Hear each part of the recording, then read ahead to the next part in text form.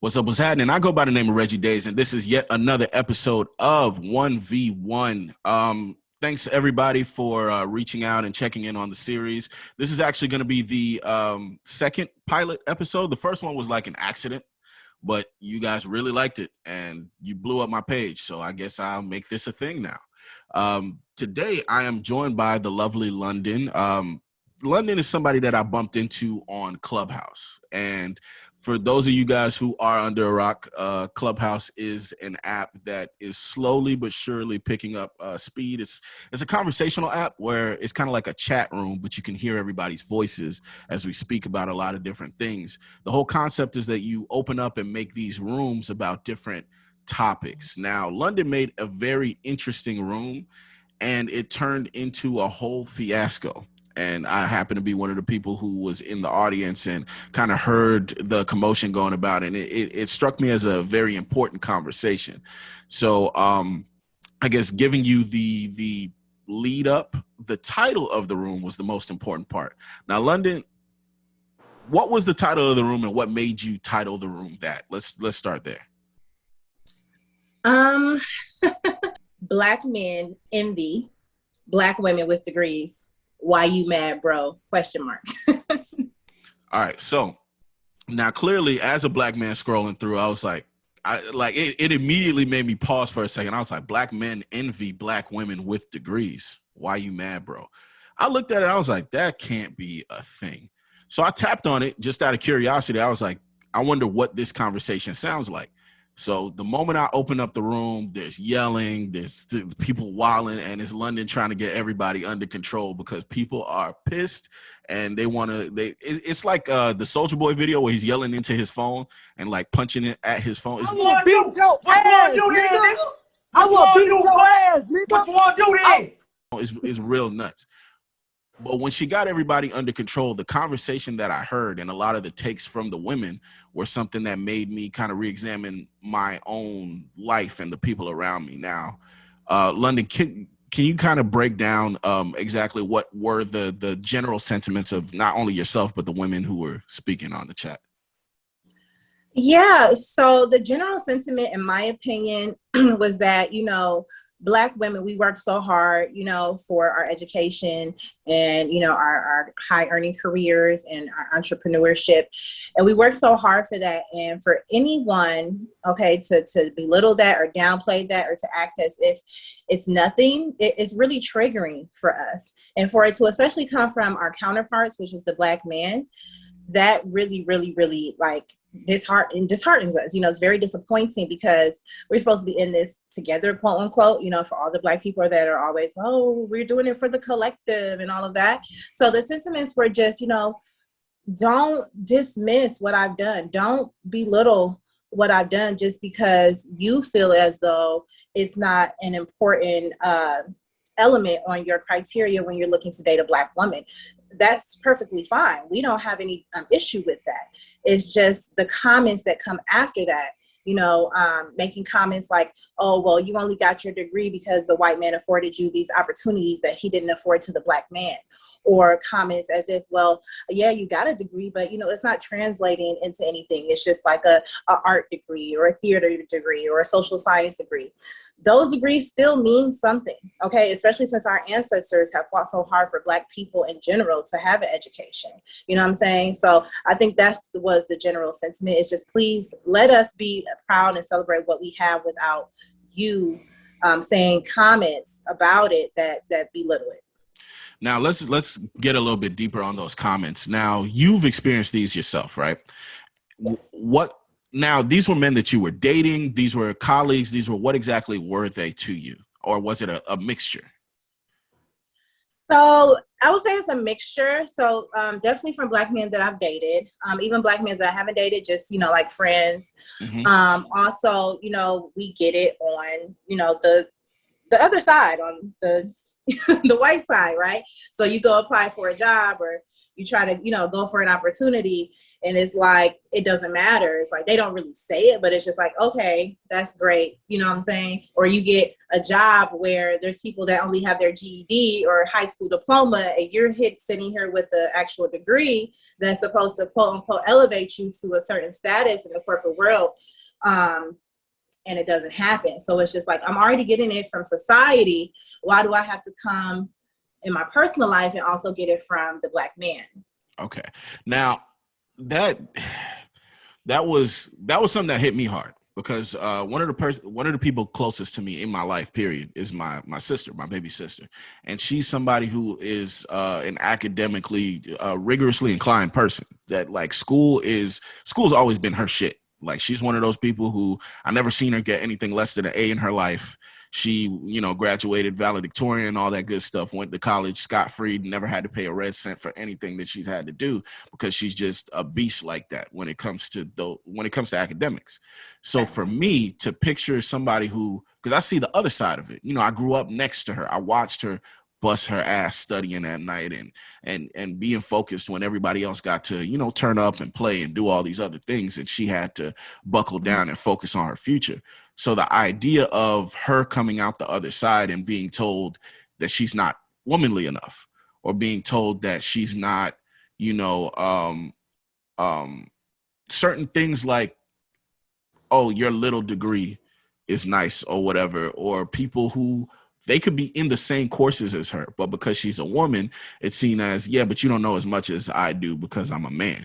Now, as a man, I've seen men act like this, right, in the professional realm. And I make it my personal business. I'm one of those people who, if I had to name one of my chips, because I believe a lot of people have a lot of chips on their shoulder, I'm one of them. One of my main ones is I'm a bully checker. I love going in a room and making sure everybody understands that they're a lot smaller than they think they are. And that's something that I take pride in on a day-to-day basis, especially professionally.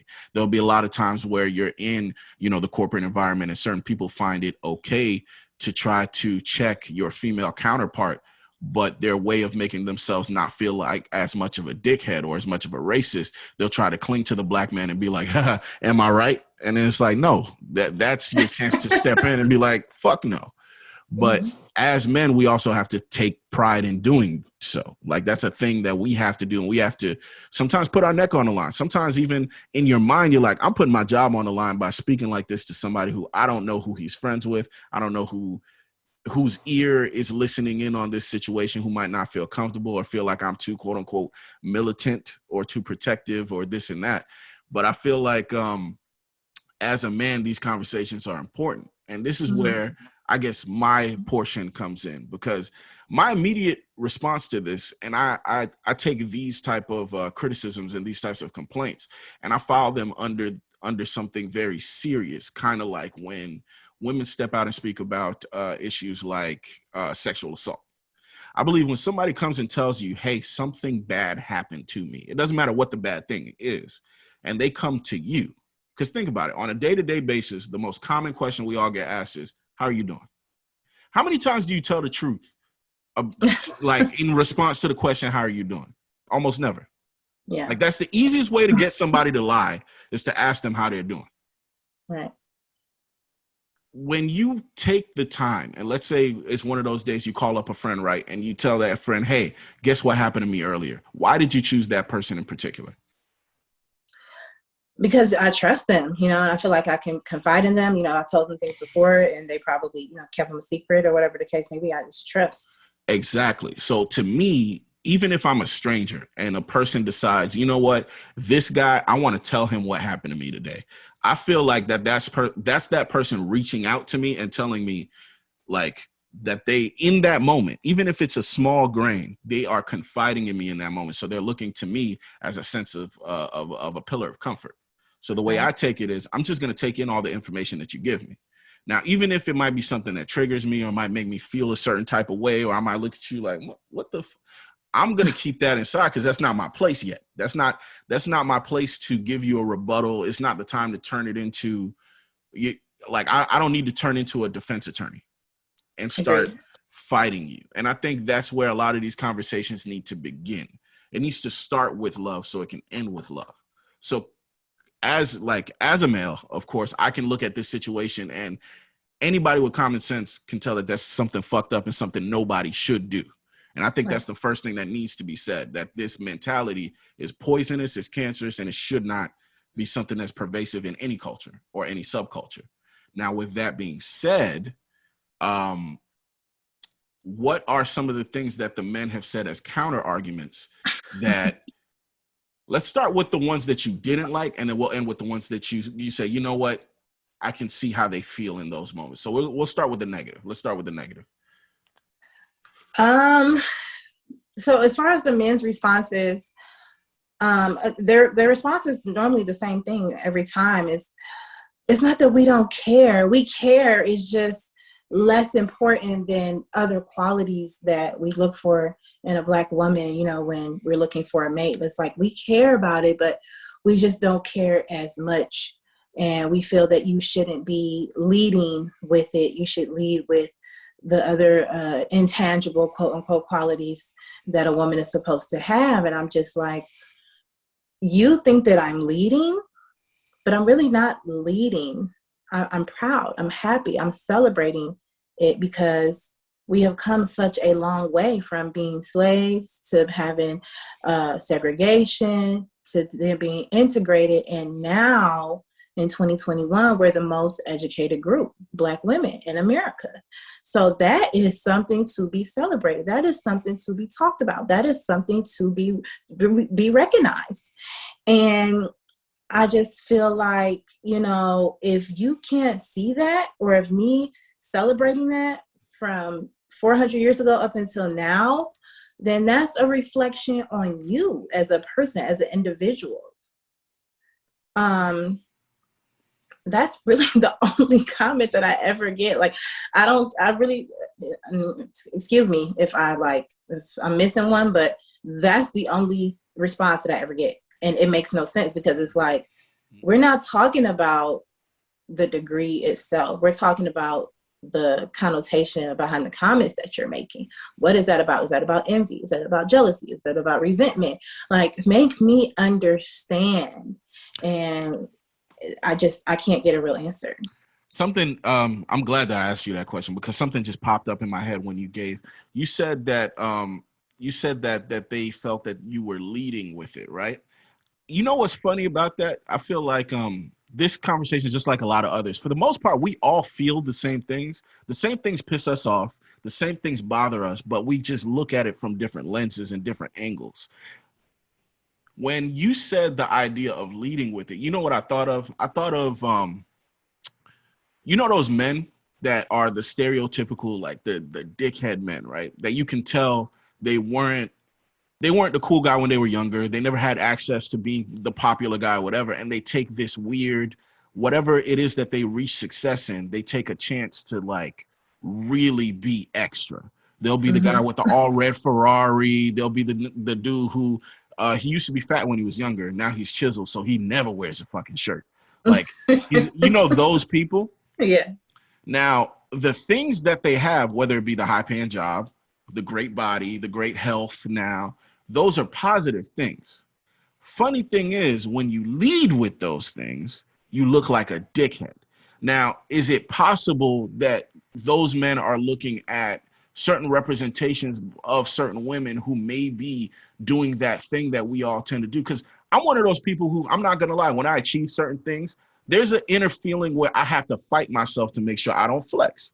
Because that's a natural human thing to be like, yeah, motherfucker, I'm that person. Is there,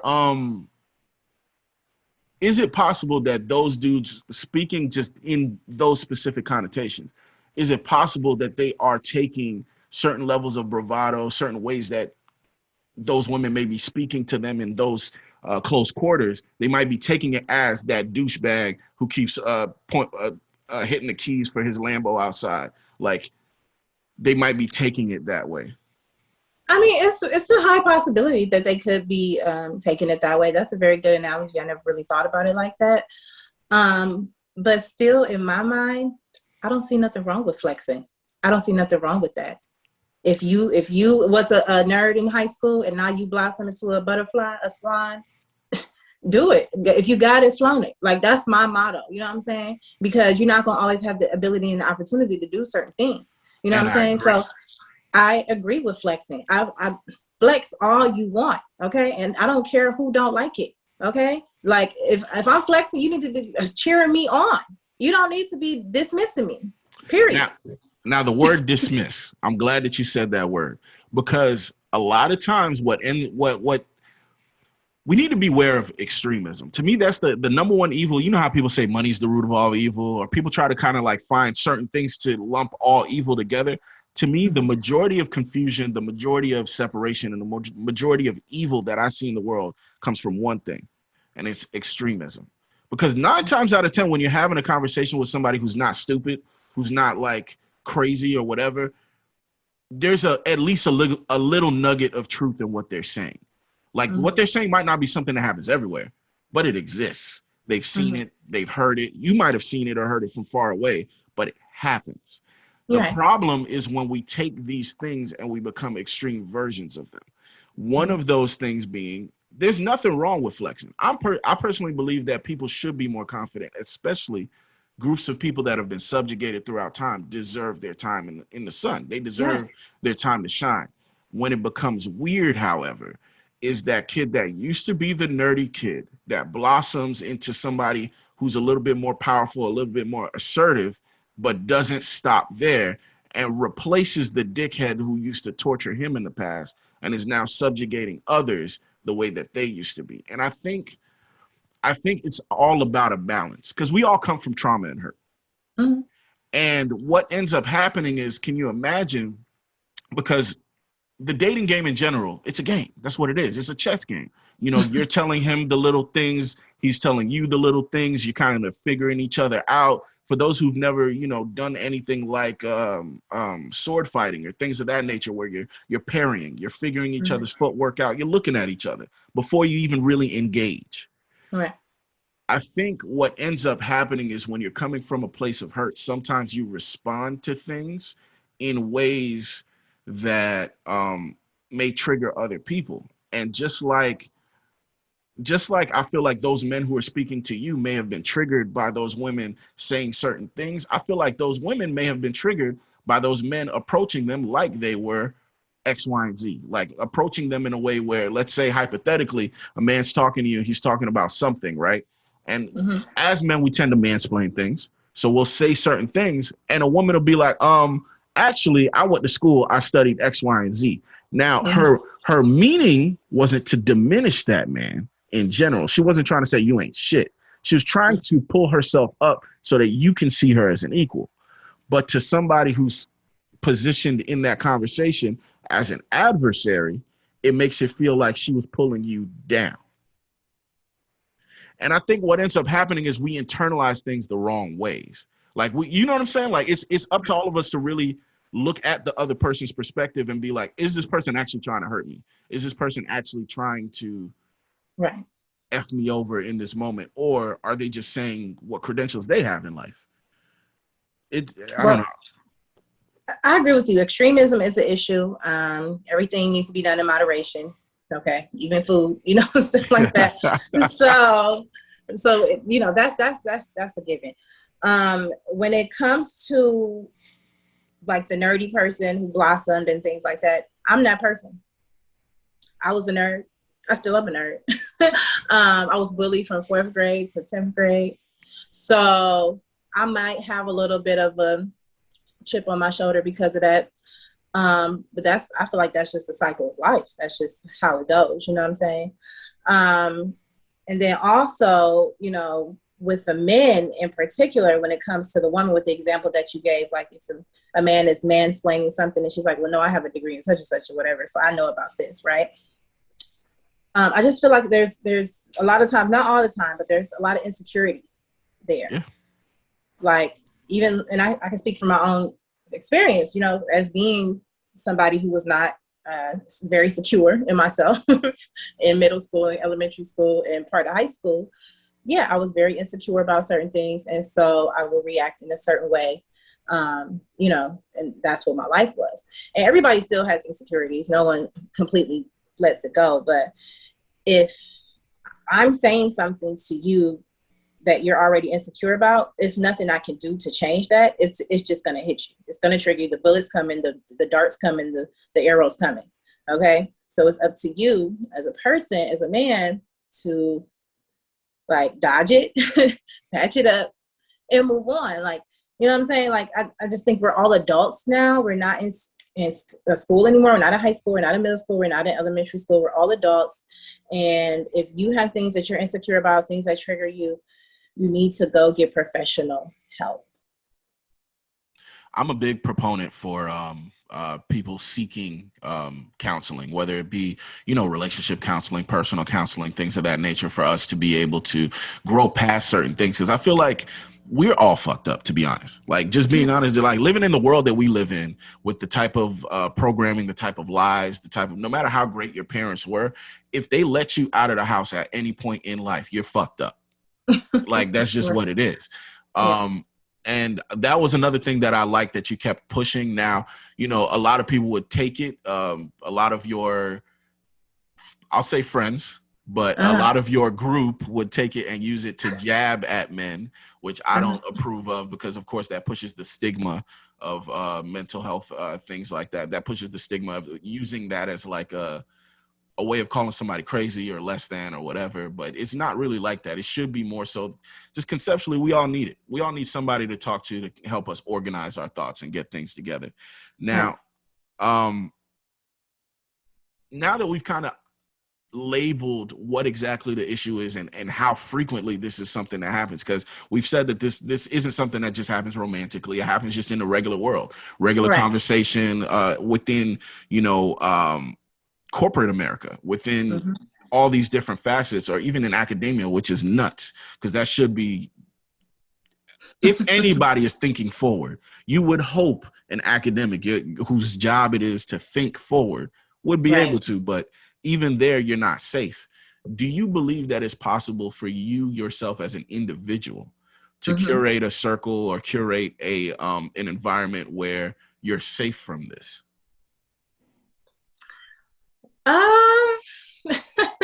Like in your personal circle. My personal circle, my personal circle isn't really that big. So I think that's pretty much curated as much as it's gonna be. But I don't think it's completely foolproof. I think it's gonna be some people, that's gonna probably slide in and out depending on, who I meet in my lifetime. And I just gotta, recognize them for what they are, who they are, and their issues that they need to deal with, and leave them by the wayside. Like, I can't control other people. I can only control myself. I can only control London and how she reacts to other people. So, everybody's under construction. I'm still working on myself. I'm pretty sure you're still working on yourself. So, it would be ideal in a very utopian society. But since we're just not having these types of conversations, I think it's going to be a while before anybody, let alone myself, can really curate a safe space for that not to happen. Gotcha. Okay. Yeah. I think for the most part, there's only so much that you could do as a person, especially since your circle's already small. It seems like you're taking very close care on who is allowed access to you. And that's one thing that I definitely, I'm glad that you're doing for yourself as a person, because being honest, of course, it's great to have these conversations just from a person who, like you, who is a shit starter. But like, I know that this is something that matters to you. This is something real, like something that's coming from a really genuine place, and you've experienced this, and that's not a good thing. And my heart goes out to you, and I'm pretty sure everybody who watches this would feel the same way as well, because nobody deserves to be knocked down for doing the right thing. Like that just makes no fucking sense. All right, so at this point, we're going to take a little quick break so that we can reset some things before we jump into our after hours conversation. We're going to jump into a little bit of a different topic, so I just want to kind of cut it right here. But thank you guys for listening up.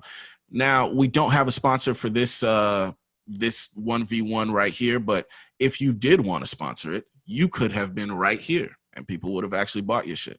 You messed up. It's fine. It's not too late. Go ahead and go to my link tree. You'll have access to pretty much everything from the podcast to the YouTube page to everything else. And ready to do business when you are. But I go by the name of Reggie Daes, man. And I have been sitting down with the lovely London. London, go ahead and give everybody your social media, anything that you want to say, any last words on this particular topic. Okay. Yeah. Last words on the topic. I would just say, just be open-minded. You know, when Black women are coming to you about certain things, especially when it comes to their ever so prized possessions of their degrees, just please, you know, be careful, be very gentle, because they are fragile. It is a sensitive topic for us. Yeah, so that's all I want to say as far as like the last final thoughts on that particular topic. You can find me on Instagram, psilocybin. That's PSILOCYBI_. You can also find me on Facebook, London Worthy. That's my government name. You can also find me on IMDb, London Worthy as well. All right, so I'm definitely going to give you guys a graphic on the bottom for that. I'm not going to do you guys dirty like that. I'll put a graphic at the bottom. But thank you so much, London, for joining us. We're about to jump into the second convo. I'm going to go ahead and leave my final thoughts as this. You never want to be the not all men guy. That's something that I ended up learning later on in life, where, you know, when I was in my early 20s, before having these types of conversations became more of a regular thing for me. A lot of times we take in topics and we internalize them and we make it a personal thing. So like, let's say hypothetically, women are talking about something where it's like, you know, all these guys are having these issues where they, let's say she's complaining about guys that smoke weed all day, right? And you're somebody who doesn't smoke. So you jump into the conversation. You're like, well, not all men. I don't smoke weed and I'm offended by this. Well, at the end of the day, she's not talking to you. Now, her experience is not to say that you as a man are any less. She's not trying to attack you as a person. She's just saying what she has seen, what she has felt, and what she hopes no longer will happen in the future. And we need to just kind of take those things as what they are, package it just the same.